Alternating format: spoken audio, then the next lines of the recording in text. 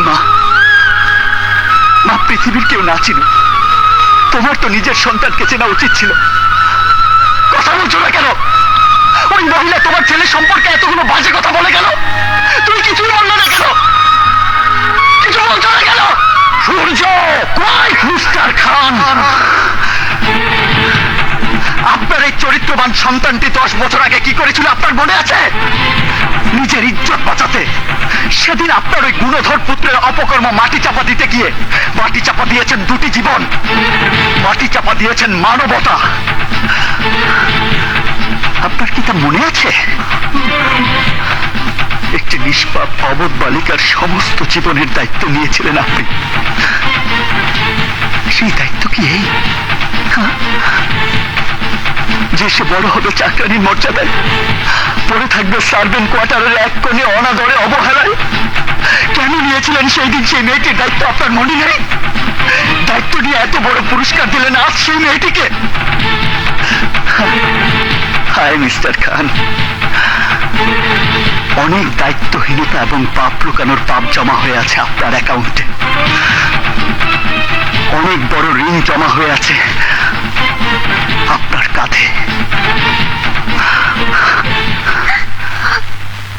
এই মেয়ে, কাঁদছিস কেন? কি হারানোর দুঃখ তোর? সারা জীবন তো শুনেছিস মেয়েরা ধর্ষিত হয়, দেখিসনি খবরের পাতায়? কখনো কি শুনেছিস পুরুষরা ধর্ষিত হয়? আজ আমি ধর্ষিত হয়েছি। ধর্ষণ করেছে আমার পরিবার, আমার পরিবার আজ আমাকে ধর্ষণ করেছে।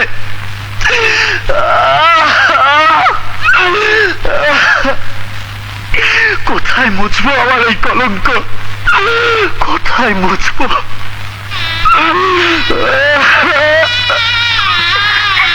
বুঝতে হবে না ছোট সাহেব, এই সমাজে পুরুষের কলঙ্ক এমনিতেই মুছে যায়।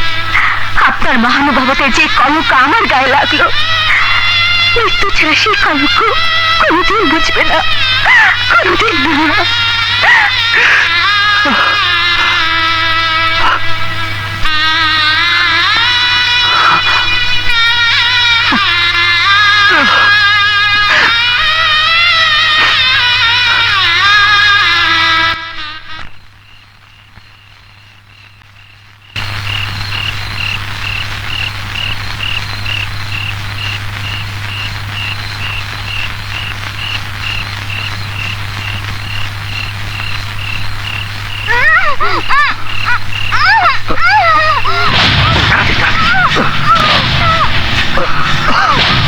নামা, ওইদিকে নামা, ওরে তাড়াতাড়ি কর। বস্তা এনেছিস? আরে বস্তা লাগবে না, এই চলু তাড়াতাড়ি গামছা। এই তোরা শুধু শক্ত করে ধর, বাকি কাজ আমি করতেছি। এই কেন ওখানে? আরে সূর্য আসছে,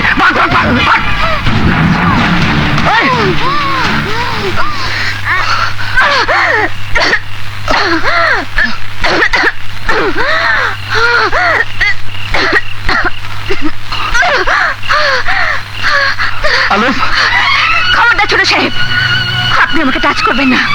কেন এসেছেন আপনি এখানে? আলম, ওরা তোকে? হ্যাঁ, ওরা আমাকে খুন করতে এসেছিল, তাই তো ভালো ছিল আমার জন্য।